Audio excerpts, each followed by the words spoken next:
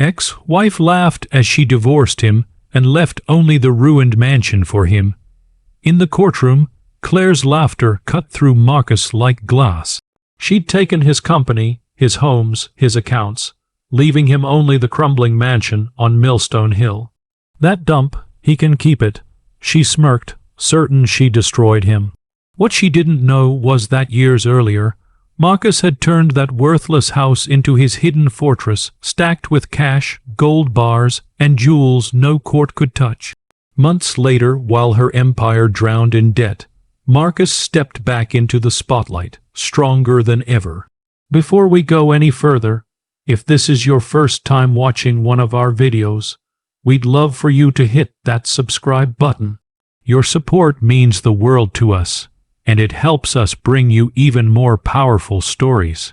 Stick with us till the very end. And if this story moves you, drop your thoughts in the comments and share it with a friend. Now, let's begin. The gavel cracked like a snapped bone, and the room flinched. Marcus Hayes didn't. He stood there, shoulders squared, the kind of stillness you get when you've already bled out everything that can bleed. Fluorescent light summed overhead, cold and merciless. The judge read out numbers, assets, valuations, words that used to mean late nights and payroll and pride. Today they sounded like inventory being rolled off a loading dock. Across the aisle, Claire crossed one leg over the other, smooth, casual, like she was settling into a flight upgrade. A tiny smile crept at the corner of her mouth. Her lawyer slid a paper forward. Pens clicked. Someone in the back whispered, "What's up with this guy? Lost it all." Another voice lower, leaning into the gossip. "He married up, man. Married wrong.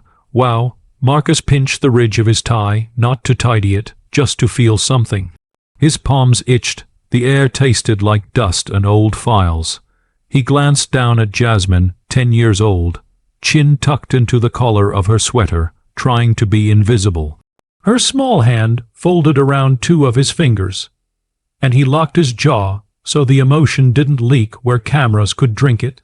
The court awards the petitioner controlling interest in Hayes Innovations, subsidiary holdings, primary residences in Riverest and Lake View, liquid accounts totaling. The list didn't end. It just dissolved into a hiss. Then that last line, dry, routine, lethal, except the secondary property on Millstone Hill. A chuckle rippled like cheap champagne. The haunted mansion, someone snickered. Crumbling relic, another muttered. Claire didn't look up, just flipped a strand of hair back, as if the word ruins were beneath her skincare routine. She set the pen down with a little tap that sounded to Marcus like a lock clicking. He breathed in slow, out slower. This is where a lesser man breaks. He didn't. He let the humiliation wash over him like cold rain you don't bother to dodge. He'd known pain that didn't trend, grief that didn't get hashtags. He swallowed, shifted his weight. A micro-movement, nothing dramatic, just a choice not to fold. "Yo, you think he's done?" The whisper trailed him to the corridor. "Looks done to me." Another reply, softer, almost sympathetic. "He used to help folks' kids with scholarships. Remember, life's wild." Marcus adjusted Jasmine's backpack strap on her shoulder and guided her toward the exit. The hallway smelled like toner and old coffee. Cameras blinked red. A security guard scratched his jaw. Eyes lingering a second too long. Claire's laughter drifted behind him. Short, airy, rehearsed. The kind of laugh you use when you're sure the world belongs to you. Outside, the wind sliced through his suit and rattled the leaves in a row of planters that never looked alive. Traffic hissed. A delivery truck beeped as it crawled backward. Jasmine's breath drew white in the air. He bent just enough to meet her eyes. "We're okay," he said, barely more than a breath. Not a promise, an instruction to his own pulse. On the curb, 2 interns in cheap suits compared notes. She took everything. Once said, "Love him with that dead house." The other shrugged. "That's all he deserves. I heard her say a beat, man, that's cold. Marcus turned his gaze toward the city steel edges, then past them to a hill you couldn't see from here. Millstone, a place everyone had decided was finished. He let the thought sit heavy and steady. He rolled his cuff, exposing the thin line of a watch he'd kept since his first contract. Tick-tick, not defeat tempo. He flagged a cab with 2 fingers sufficient. The door handle felt colder than the air. Jasmine slid in first. He followed, careful, controlled. The seat springs complained as the car pulled into traffic. The courthouse shrank in the mirror, and with it the noise, the whispers, the press of other people's certainty. Let them keep their laughter, he thought. Let them keep their headlines. He had something no one in that room could name, and it was waiting exactly where she swore she'd never bothered to look. The mansion on Millstone Hill didn't look like it had a heartbeat. From the outside, it was a skeleton of another century. Roof sagging, ivy strangling the brick, shutters hanging by one hinge. The gravel drive was choked with weeds. The gate crooked like it was embarrassed to stand. Even the wind here seemed slower, heavier. Marcus stepped out of the cab with Jasmine close at his side. The driver gave the place a long stare before pulling away. You really staying here, man? His tone wasn't judgment. It was disbelief. Marcus didn't answer. He pushed open the iron gate, the hinges groaning like they hadn't been moved in years. The air smelled of wet earth and wood rot, a scent that to most meant decay, but to Marcus it meant privacy. Inside, the floor groaned beneath their steps, wallpaper peeled in strips, revealing plaster the color of old teeth. Rain had chewed at the edges of the ceiling, leaving brown blooms in the paint. Somewhere deep in the house, a loose window frame clattered softly in the wind. Jasmine wrinkled her nose. Dad, it's kind of creepy. He glanced at her, a corner of his mouth twitching. That's what makes it perfect. What she didn't know, and what no one outside this house ever would, was that 10 years ago, before Claire, before the courtroom humiliation, Marcus had made this place his insurance policy. Back when Hayes Innovations was booming, he'd grown wary of how exposed wealth could be, how quickly it could be clawed away by taxes, lawsuits, or vultures dressed like friends. He called a contractor under a false name, paid in cash, told him it was for a wine cellar expansion, but Marcus oversaw every detail. Steel-reinforced walls, a triple-lock vault door, climate control, silent alarms not linked to any network. Then over the years, he began to fill it brick by brick in the form of hard cash, gold bars, rare diamonds, antique jewelry worth more than houses. He never told his late wife. She wouldn't have understood the need for secrecy, and Claire, she'd never even set foot here. She called it the haunted carcass of his family's past and wrinkled her nose like stepping inside would give her a rash. He led Jasmine down a narrow hallway to a locked door that looked like it belonged to a broom closet. The key was cold in his hand, the lock clicked, slow and deliberate.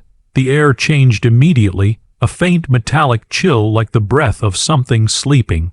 The door swung inward to reveal a steep staircase leading into shadow. Dust motes swirled in the light from the bare bulb above. Marcus took the steps one at a time, his polished shoes leaving shallow prints in the thin dust. Jasmine followed, her sneakers squeaking softly. At the bottom, they reached the second door, plain, wooden, harmless-looking. Marcus knelt, brushed the dust from the floor, and pressed his palm to a knot in the wood. With a quiet mechanical sigh, the panel slid aside, revealing the vault door behind it. The steel was still flawless, untouched by time. He spun the wheel lock, each turn deliberate. The air on the other side was cool, still smelling faintly of cedar and wealth.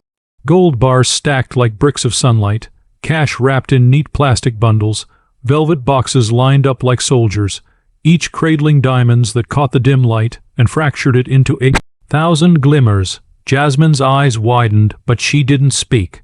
She just stepped closer, so of her shoes whispering against the concrete floor. Marcus rested a hand on one stack of gold. "This is why we don't panic," he said, his voice low, almost conversational. Upstairs, a loose shutter banged once in the wind, a sound that could have been mistaken for the mansion sighing. He stood there for a long moment, letting the silence sink in. The world thought he was ruined. Claire thought she'd stripped him down to nothing. But here in this cold room, he was more than solvent. He was free, not ready to strike yet, but ready to begin. Marcus didn't touch most of it. That was the point. You don't build an empire by dumping all your gold on the table at once. You move quietly, like you're threading wire through the dark. For the first 2 weeks after the divorce, he kept the mansion looking as pitiful as it always had. The shutter still banged. Weeds still clawed the gravel drive, and anyone passing by would swear the place was one winter away from collapsing. It kept the curious away, but each morning after walking Jasmine to school, Marcus would return, head down, hands in his pockets. He'd slip inside, descend into the vault, and select just enough, an envelope of cashier, a single velvet box there to fuel his next step without drawing attention. First call was to an old friend, Archero, who ran a discreet pawn and precious metals exchange out of a warehouse near the docks. The kind of place with no receipts, just trust and a handshake. Archero's eyes widened when the first diamond hit the table. "Man, you've been holding out on me." Marcus just smiled faintly. "I've been patient." While Claire paraded through galas and new gowns, Marcus was buying back influence and small, sharp moves. An underperforming logistics company with no public eyes on it. A sliver of stock in an energy firm whose CEO owed him a favor. A tech startup barely making headlines now, but destined to explode in 2 years. Meanwhile, whispers about Claire began to drift into coffee shops and business lunches. "She's running Hayes Innovations now. Poor girls, and over her head her. She doesn't know a ledger from a lunch menu. Give a time the sharks will smell blood." Even Jasmine overheard it. One afternoon at the corner store, 2 women near the frozen section spoke in hushed tones. That Claire took everything from her husband, yeah, and now she's about to lose it all herself. Karma's a patient lady. Jasmine looked at her father when they left, a shy grin tugging at her mouth. He just raised an eyebrow. "People talk," he said, "we let them." At the mansion, changes began. Not to the exterior, not yet. But inside, Marcus repaired the old study, replacing warped wood and sealing the windows. He turned a dusty drawing room into a sleek office with a long mahogany desk and 2 leather chairs. The vault became an extension of that office, a treasury feeding a vision only he could see. Every night he'd stand by the cracked second-story window, watching headlights crawl along the distant road, feeling the slow, delicious weight of preparation. By the 3rd month, the vault was lighter by maybe 2%, but the investments it had fueled were already growing roots. Calls from overseas partners came in at odd hours. Accounts in his name began to fill, not from anything Claire could seize, but from ventures she couldn't even comprehend. And then one morning, as Marcus reviewed a set of contracts in the renovated study, the phone buzzed with a message from Archero. "She's in trouble. Your ex real trouble." Marcus leaned back, finger steepled, the leather chair signed beneath him. It wasn't time to smile yet, but it was close. By month 4, Claire's glossy social media posts began to slow. No more champagne glasses clinking against city skylines. No more red carpet smiles with industry elites. Instead, there were grainy photos taken in dim restaurants, captions that tried too hard, and a noticeable absence of certain friends who had once hovered at her side. The gossip in the business district turned sharper. Hayes Innovations missed another quarterly filing.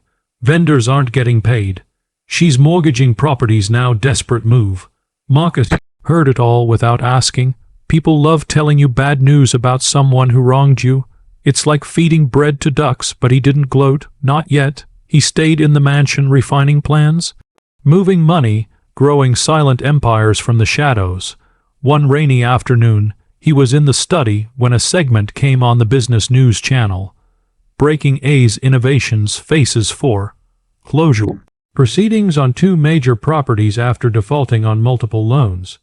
The anchor's tone was neutral, but the footage that followed was not.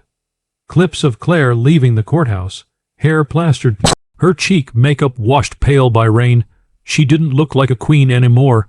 She looked like someone who had been shoved out of her own castle. By month 6, bankruptcy filings hit. Luxury cars repossessed. The penthouse sold at auction. She'd even tried selling off some of the company's remaining assets, only to discover that many were under liens she couldn't lift. Marcus' phone buzzed constantly now. Journalists wanted his comment on the spectacular collapse of his former company. Investors wanted him back. Partners overseas were ready to pour capital into whatever he touched. That was when he decided it was time. The comeback wasn't loud, it was deliberate. Invitations went out for a launch event at the city's most iconic skyscraper. The press release announced Hayes Global Investments, a firm focused on high-value, high-integrity ventures. The kind of statement that said, "I'm back, and this time no one's taking the crown." On the day of the launch, the lobby buzzed with cameras, reporters, and industry heavyweights. Marcus stepped onto the stage in a tailored charcoal suit, his tie knotted with precision. His daughter Jasmine, now beaming in a simple but elegant dress, standing proudly beside him. He didn't mention Claire by name. He didn't have to. Success, he told the crowd, isn't about what people give you or take from you. It's about what you're prepared to protect, even when the world thinks you've lost. Applause filled the room, cameras flashed like fireworks, and for a brief moment Marcus let himself breathe it in. The vindication, freedom, the clean slate. Somewhere across town, in a cramped apartment she could barely afford, Claire scrolled through the news feed. The headline under Marcus' photo read, "From Ruins to Riches." Marcus Hayes returned stronger than ever. The coffee in her mug had gone cold. The laugh she once used to humiliate him was long gone too, replaced by silence.